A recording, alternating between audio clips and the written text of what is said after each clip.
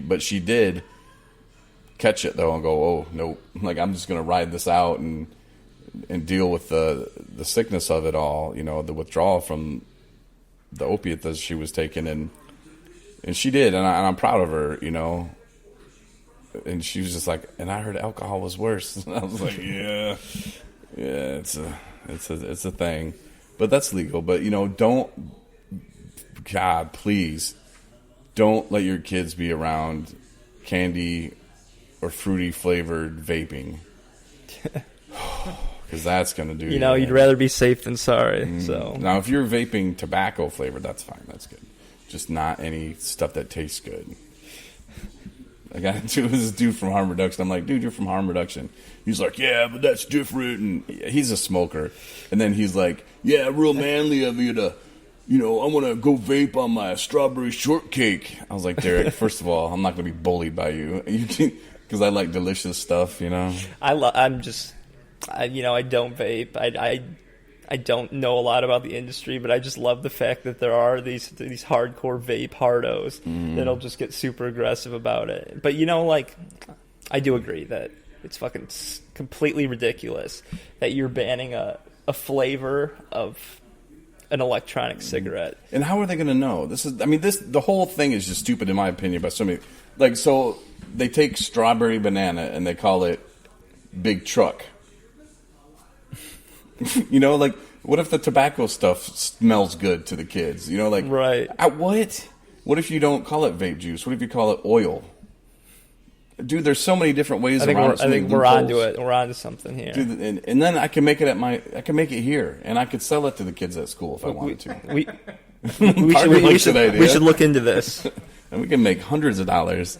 Hundreds. It's so dumb. Like that's the thing that pisses me off about it. Because I can make it, I can do whatever, not a big deal. But it's just so stupid. And meanwhile, I'm paying $175 a month for my car insurance. Right. It's a 2002 Mazda Millennia. Why in the F am I paying? Oh, it's because of no fault, and because if you get injured in an accident, you get bills for life paid. And really, I'm going to see that. Let me see all the receipts, because you get into a car accident, you try to claim anything, you're getting denied. I'll tell you that right now. So, it's not like the insurance company's like, oh, yeah, let's give them some money. Is it just Michigan is Michigan the only state where they're banning these certain flavors or looking into it? For right now. Did you hear what Trump said? That was funny as hell. No, I did not. What did I say? Like a book report. Like he was given a book report and he didn't read the book. And he got up in front of the class and was like, I loved when they died at the end. It was great. It's like that Michael Scott meme. It's like sometimes I start a sentence and I have no idea where I'm going with it. Yeah, he was just trying to wing it. And he said, kids come home from school and they're like, hey, Mom, I want to vape. It's like, I got to get that dropped. We got to start playing it because that's, to me, hilarious. Yeah.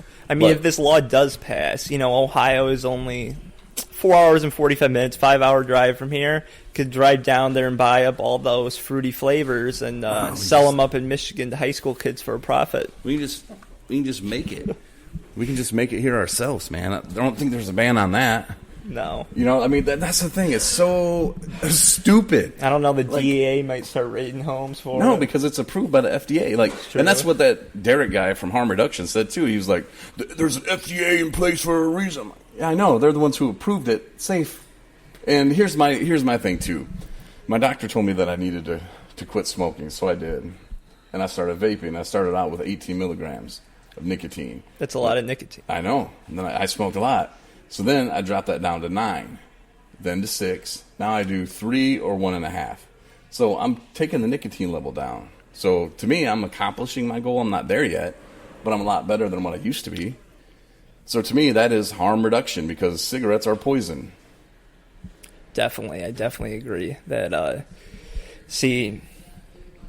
I wish there was an alternative for chewing tobacco that was somewhat similar. I've tried Grinds. It's like a little coffee pouch. And then there's also this like herbal snuff that I've tried as well. But yeah, I'm just not to the point yet where I guess you gotta really be committed to it and want to give it up. And I just don't think I'm here. I'm here talking about my excuses of there's not the product available for me to be able to quit. But in reality, you know, it's a little just protective shield around your dip, bro. Yeah, dude, I just feel naked without a big fat school ring in my back pocket. You need to move to Texas. Yeah, man. Have Peyton buy you a house in Texas. Yeah. It's just like I get into my car, throw on a little George Strait, I pack my tin, it's game on for the day. Where's Ryan's a little excited. He just won his fantasy football matchup. Now he was playing against Susan Peachy Smith, who's not accepting messages on Facebook right now. I think it's because like she had like promised us all. She's like, hey, there's a grant out there, and she like pretty much lied to us about a bunch of stuff. But she's still in our fantasy football league, and Ryan almost lost to her, and then he came back and got a touchdown, so he's excited. And I kind of want to yell for him, but I kind of don't. I just find that I'm not a member of the 217 recovery fantasy football league. I just kind of wish I had done it. I know you were invited. I was invited, and I respectfully declined. I'm not a big football fan, other than Eastern Michigan University. Go Eagles! They beat the University of Illinois yesterday, which is a huge win over a Big Ten program. But other than that, no football. But we do have a lot of fun with it. It's more. It's about the smack talk. I don't hardly ever watch any of the game. You know, it's about reading on the play. It's about doing research on the player, almost like stocks. Like, who are you going to invest in this week? You're going to play that guy against that team? Let me look at that team. Oh, that team sucks. They're crappy against the run. I'll play that. You know, I don't know. But it's more of a numbers game like that, and it's more about the bond. And I didn't beat him yet, but I'm going to beat Chris. Good. He's taking it pretty hard. He came down earlier and told him that Wentz threw an interception. He's like, again, another one? I was like, yeah. He's like, I'm going to bed. It was pretty funny. It's all about the tiny victories. It is. And when you're winning, it feels great. And then when you're losing, you're just moping around, washing stuff. There's not even stuff to wash. You're just washing it. Yeah, that's when you can see. I'm giving you the signs so you can spot them when the people are losing. Hey, Randy. Yeah. How's that fantasy matchup? For me? Yeah. Oh, sorry, bro. I knew that it sucked. That's why I asked him. I'm kind of a jerk like that sometimes. Maybe there's next week, bro. Unless you play me. Oh, he's not talking to me now. He's washing fake dishes. All right. Well, I don't know where Ryan's at, but he's not dead. And we're excited because, and you know what? You said you're not part of the 217. We kind of all are, really. No, I just said I wasn't a part of the 217 Recovery Fantasy Football League. Oh, okay. Yeah, that's right. Sorry, I do listen sometimes. But no, I'm definitely looking to expand. No, and I actually, I first noticed your podcast when I was out in Seattle. When I moved out there, I saw it come across my Facebook feed, so I knew what it was. Really? I didn't know when I moved back in the house that I was gonna move in with the two gentlemen or three who ran it. But it's very cool. It's very. I'm sure it was very. It's good to get a plan, you know, like when you're getting out of treatment, something that you can strive for and improve on, and like it definitely seems like you guys keep taking it to another step. You keep finding ways to make yourselves more informed in the recovery community and more ways that you can help other people. So I think that's really cool. Yeah, and it helps us. You know, it keeps us sober, and it gives us something, like you said, to strive for and to set goals. 5 months today. And you got 5 months today, Randy? Yeah. Well, congratulations. Congratulations, Randy. Through electroshock therapy. Yeah. Electroshock therapy. Electroshock therapy and cottage cheese. You heard it here first. And he's lying. But congrats on the 5 months, Randy. Yep, that is awesome. Keep going, buddy. How'd you do it? 1 day at a time. 1 day at a time. There you go. That's how you do it. Praise Jesus. But yeah. That's cool though. And we do have bigger plans, and like I said, you know, I want to include a lot of people in this, but it's hard because especially in this house, over time, the people that, and not say not serious about it, but the people who aren't tired of it, they're just not ready. It's hard because sometimes they'll come in and be like, hey, I want to be a part of that. And I just kind of look and I go, yeah. Maybe not your first day in the house. No. Yeah. But definitely. But at the same time, I kind of feel guilty sometimes because I'm like, man, maybe if I would have gave that guy a chance, maybe. But at the same time, I don't really want to play around with that. We've had a few people that have come through and they've relapsed. And, relapse is kind of a part of it. It's just part of, just showing that they're not ready yet. But when they relapse and then just straight lie to my face about it, I'm like, look, man, like I used to call myself the king of relapse. I'm not proud of that. I get it. I know what it feels like to relapse. I know what a piece of garbage you feel like, when you got to tell your family again, or not even tell your family. They know because they're coming to get you at the hospital. And when the counselor comes in, he looks at you and he's like, what the F is it going to take, Corey? Like, what are you going to do different this time? Yeah. And I'm clueless. I feel like crap. I feel like I was hit by a truck. I get it. But yeah, they straight up lie. So it's hard to like get the people, but the people that hang out with other people in the house, like for real, like you, Parker, Chris, I mean, you guys have great chance, man. You guys are out having fun. You're doing things. And that I think is very, very important in recovery, especially early stages in recovery, because we're all different, but yet we have a same common thing, whether it be heroin, coke. We don't really hear that too much, though. Crack, meth, alcohol.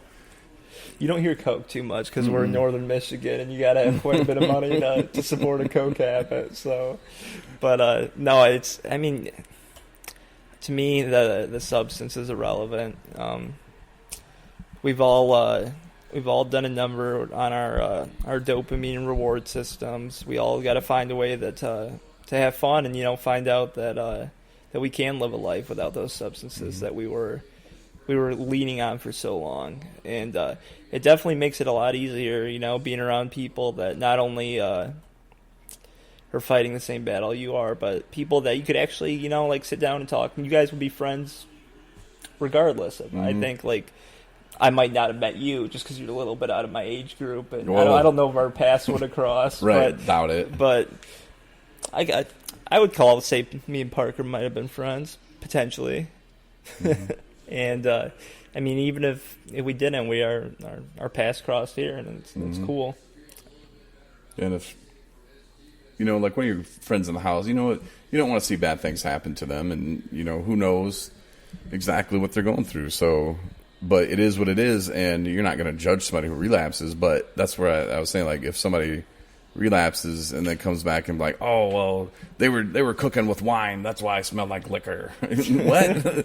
Quit being an idiot. Like, are you for real? Like, right. you're gonna throw that out there. Well, okay, I had one glass of wine. I'm like, right. And I feel like as far as other addicts and alcoholics are going to be the easiest on someone who relapses because we get it. And I'm not trying to grill them and be like, oh, did you have this many? No, he was offering it up. It wasn't like I was trying to pry into it. I was just like, look, let's just move on. I just hope you don't get kicked out, and then he just kept on with it. I'm like, bro, you're not going to justify it to me. There's never a dull day living in there's a couple dull days, but living in a sober living house is an experience. I don't think that I've gone more than a week without seeing something completely new. Sometimes it's funny, sometimes it's sad, sometimes it's bizarre, but it's not dull, usually. Cool. Well, we're going to wrap this baby up, but thank you, Kyle. Thanks, Parker. Ryan is not dead. I was going to have him join, but I think he's all about his fantasy win right now, or maybe he was just giving you guys the floor, which is pretty cool, but we're going to be in St. Joe next weekend. We can't wait for that. Going to be at the Riverwood Recovery Picnic in St. Joe, Riverview Park. It'll be a great time, 11 to 4 on Saturday. I hope to see people out there. If you want to tell your story, come see us. There's details on that. Go to events@217recovery.com. Make sure to like us, follow us, do whatever you need to do so that way when we post new episodes like this one, you'll be notified. So check it out. Details, everything you need, 217recovery.com. Have a good night. We'll talk to you Tuesday. Ryan will, right?